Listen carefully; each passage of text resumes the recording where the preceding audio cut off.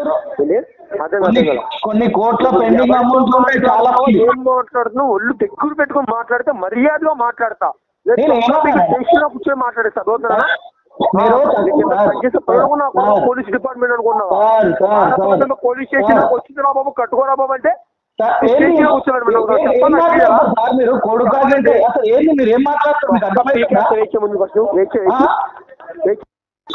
అదేనా ఒక్క second wait చేసి చూపిస్తాను అంటున్నా డాక్యుమెంట్. ఓకేనా సార్? డాక్యుమెంటేషన్ కాదు, మీరు మాట్లాడేసాం సార్. కొడక గిడక ఏంటి అసలు? మీరు అసలు ఏం మాట్లాడుతున్నారు? మేము లక్షల నుంచి స్టేషన్ లో కూర్చోబెట్టమన్నావు కదా, ఒక అరగంట వెయిట్ కూర్చోబెట్టమని అంటే నేను మీరు ఏం మాట్లాడుతున్నారు సార్? నాకు ఫోన్ వచ్చింది, 24,000 డ్యూ అయ్యింది, మాకు పిల్లలు పుట్టిరు, ఆ టైంలో లాక్డౌన్ వచ్చింది, ఆల్రెడీ బ్యాంకులకి మైనస్ డిడక్ట్ అయ్యింది. ఇంకోటి వచ్చేసి మేమేమన్నా కోర్టు నుంచి 6,300 రూపాయలు ఉంది అమౌంట్, 6,300కి 24,000 ఆల్రెడీ బ్యాంకులకి డిడక్ట్ అయినాయి. ఇంకెన్ని కడతారు సార్? నేను ఆల్రెడీ చెప్పిన ఫ్రీ క్లోజ్ అమౌంట్ ఉన్నప్పుడు, నాకు ఆఫర్ ఉన్నప్పుడు పెట్టండి అని అంటే పెడతాం సార్ అన్నారు. లాస్ట్ మంత్ ఎంత ఇచ్చారు? 23,000 అవుతుందని వాళ్ళ కాదు కాదు, ఇంకో 3 నెలల దానికి అమౌంటే కాదు సార్. ఎందుకనంటే కాదు కదా. సరే సరే కానీ ఒక్క అరగంట వెయిట్ చేయను. సరే సార్, అరగంట వెయిట్ చేసి చూపిస్తా కేసు అలా ఉంటుంది సార్. కేసు గురించి భయపడేది కాదు సార్ మ్యాటర్. మీరు ఎట్లా మాట్లాడుతుంది సార్? డైరెక్ట్ ఏదో సరే సరే సరే ఒక అరగంట వెయిట్ చేసి చూపిస్తా. బెదిరించినట్టు మాట్లాడుతున్నారు ఏం సార్? ఉన్న పరిస్థితులు ఎట్లున్నాయో తెలుసుకొని మాట్లాడాలి. మీరు డైరెక్ట్ ఫోన్ చేసి మనుషులను అంత కారణంగా బెదిరించారు ఎక్కడిది? నువ్వు అరవద్దు, అదవుతున్నా అడిగితే మీరు అరవచ్చా? మీరు అరవచ్చా? మీరు అరవచ్చా? మీరు అరవచ్చా మా మీద? మీకేం అవసరం అసలు? మీకేం అవసరం చెప్పండి? ఫైనాన్స్ విషయంలో మీకేం శేఖర్ అంటే ఎవరు? సార్ ఇగో వినండి, ఆ శేఖర్ ఎవరో తెలియదు, నువ్వు ప్రీతి గురించి కాల్ చేసినావు, మళ్ళీ రిటర్న్ కాల్ బ్యాక్ నాకే ఫోన్ చేసి మళ్ళీ శేఖర్ అంటే ఎవరు అని అడుగుతారు. ఆ శేఖర్ ఎవరో తెలియదు. ప్రీతి ఎవరో తెలియదు నీకు? ప్రీతి మా వైఫ్ సార్. ప్రీతి గురించి ఇంకోటి, మీరు మాట్లాడినది చాలా అంబారెసింగ్ గా మాట్లాడారు. అలా మాట్లాడకూడదు. మీరు డిపార్ట్మెంట్ ఎలా మాట్లాడో చెప్పు. లేకపోతే లేదు సార్. మీరు ఎలా మాట్లాడాలో చెప్పు, నేను మాట్లాడతా.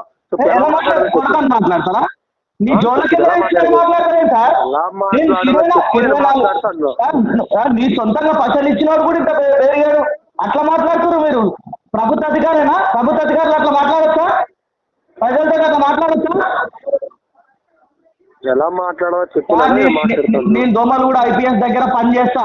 నేను ఎక్కడికి పాల్పోవాల్సిన అవసరం లేదు. నేను డైరెక్ట్ వచ్చి మాట్లాడతా. నా దగ్గరికి ఆల్రెడీ 24,000 రూపాయలు అమౌంట్ కట్ అయింది. ఎప్పుడు కట్టయింది? నా బ్యాంక్ స్టేట్మెంట్ ఉంది, మీకు పంపిస్తా. మీరు వాట్సాప్ ఎప్పుడు కట్ అయింది అడిగినారు కాన్సర్. ఎప్పుడు కట్ అయింది? ఇప్పుడు 2 సంవత్సరాల తర్వాత లోన్ రాసి ఇప్పుడు మీరు డైరెక్ట్ కాల్ చేసి ఏడున్నారా, ఏం చేస్తారా, ప్రీతిని ఆడపిల్లలు తీసుకుపోయి లోపల పెట్టాలా? మాకు అమౌంట్ కట్ అయ్యింది కాదు, మా ప్రాబ్లం మాకుంది. ఇప్పుడు నీకు ఉన్న ఫలంగా పేమెంట్ అవుతుందా, కట్టగలుగుతావా అని మాట్లాడుతున్నారు. ఉన్న ఫలంగా ఇప్పుడు మీరు ఫోన్ చేస్తారు అని పైసలు రెడీ చేసుకొని పెట్టుకుంటారా? ప్రతి ఒక్కరికి ప్రాబ్లమ్స్ ఉంటాయి. ఇంకోటి, మీరు ఎవరన్నా ఉండొచ్చు సార్, కానీ మాట్లాడేటప్పుడు చాలా జాగ్రత్తగా మాట్లాడాలి. అరగంట ఆగు కొడతా, నేనేందో చూపెడతా. ఏం చూపెడతారు సార్? అరగంట అయితే ఏం చేస్తారు చెప్పండి? ఏడికమ్మంటారు చెప్పండి? మీరు బరాబర్ వస్తారు. మీకు మాట్లాడేది కదా, పేరు మీద పోలీస్ స్టేషన్ దాకా మీ ఆవిడ పేరు మీద కేసు వచ్చిందిరా అంటే తీసుకొచ్చి రానకండి. మీరు కాదురా ఆడినా కూడా, కానీ అంత కోర్టు లోన్ కట్టుకోవచ్చుగా. వినండి, ఇప్పటికీ నిన్ను మీరు సారు అని చెప్పడానికి కారణం ఏదో తెలుసా? మేము పబ్లిక్ మీరు పబ్లిక్ అధికారి కాబట్టి మీకు రెస్పెక్ట్ ఇచ్చి మాట్లాడుతున్నాం.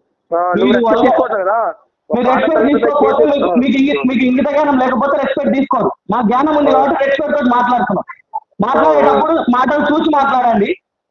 మీరు ఎంత దూరం తప్పించుకోలేరు అనుకుంటున్నారేమో. ఇట్లా ఫోన్లలో మాట్లాడి ధమ్కీలు ఇచ్చి బెదిరిస్తే పైసలు వస్తాయి అనుకుంటున్నారేమో. పైసలు ఇంపార్టెంట్, పైసలు అనేది మ్యాటర్ కాదు. అర్థమైందా? ఎంత పెద్ద ఫైనాన్స్ కంపెనీ కూడా ఈ విధంగా ఇంత వల్గర్ గా మాట్లాడుకోవాలని నేను చూడలేదు. మాకు తెలియదా?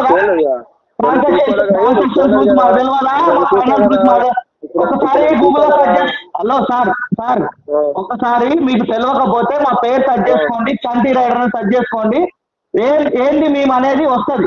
మేము ఎవరిని మోసం చేసాం? చంటి రైడర్ క్లౌడ్ కిచెన్స్ అని కొట్టండి. Hyderabad Chanti rider cloud kitchens, Chanti rider cloud kitchens, Miyapur Chandanagar దగ్గర 8 అవుట్లెట్ నడిపినాం. పరిస్థితులు బాగాలేక లాస్ట్ వచ్చి తీసేసినాం. మేము కష్టపడి తోటి పైనకి వచ్చినాం. ఎవరిని ముంచి రాలే. మీరు ఎలా మాట్లాడుతున్నారు? ఆడపిల్ల పైన లోన్లు లక్షలు తీసుకున్నా. ఒక ఈఎంఐ ఫోన్ తీసుకున్నాం. మా దగ్గర ఆల్రెడీ 24,000 డిడక్ట్ అయింది. డిడక్ట్ అయిన తర్వాత కూడా మేము ఇంటిమేషన్ ఇచ్చినాం. పచ్చలు కట్ అయిందంటే అప్పుడు ఎవరు మాట్లాడలేదు. ఇప్పుడు 2 సంవత్సరాల తర్వాత ఫోన్ చేసి ఏ రోజు కట్టిరో చెప్పు, డేట్ చెప్పండి, రాసి పెట్టుకుంటారా సార్? మేము ఎక్కడ బయటున్నాం, మీరు ఫోన్ చేసి కట్టకపోతే తీసుకొచ్చి కూర్చోబెడతా, ఆడపిల్లని తీసుకొచ్చి కూర్చోబెడతాన్నారా? కూర్చోబెట్టండి. ఇంకోటి, నా కొడుకు అన్నదానికి దానికి ఖచ్చితంగా మీరు దానికి సమాధానం చెప్పే తీరుతారు, చెప్పిస్తా.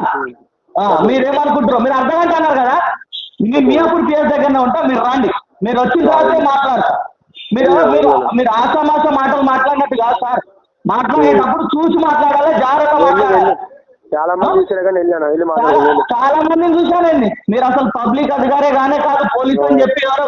తెలియని చూసుకున్నా కానీ ముందు మియాపూర్ పోలీస్ స్టేషన్ వచ్చి నువ్వు మాట్లాడు. పోలీస్ స్టేషన్ లో ఉన్నా. Hello brother, live location share చేస్తా. హాయ్ పెట్టు. నువ్వు ఇలా కామెడీ చేశారు కదా. పోలీస్ స్టేషన్ రా, నువ్వు పోలీస్ స్టేషన్ రా. మియాపూర్ పోలీస్ స్టేషన్ నువ్వు మాట్లాడు. మీ సీఏ గారు పేరు చెప్పు. సోదిగాడిది నీతో చెప్పండి.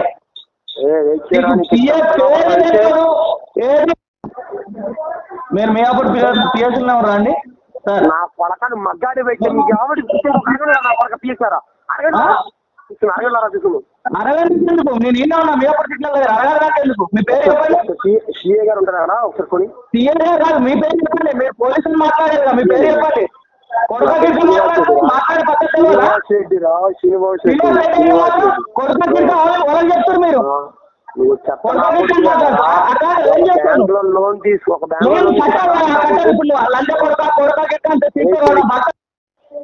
హలో, కాల్ కట్ చేస్తారండి. మీరు మియాపూర్ మీ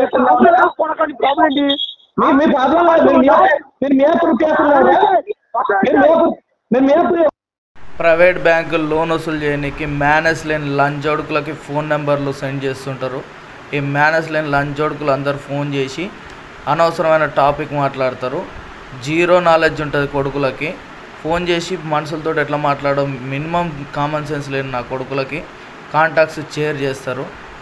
అంత దమ్ము ధైర్యం లేని లంచోడుకులు ఇట్లా కాల్ డిపార్ట్మెంట్లలో వచ్చి ఫోన్లు చేసి పోలీసు గీలీసు అని ఈఎంఐ డ్యూ అమౌంట్ల కోసం కాల్ చేస్తారు. అసలు ఈఎంఐ అమౌంట్ డ్యూ అవుతుంది అని అంటే లోకంలో ఎంతోమంది అమౌంట్లు డబల్ కడుతున్నారు. దాని గురించి ఏంది?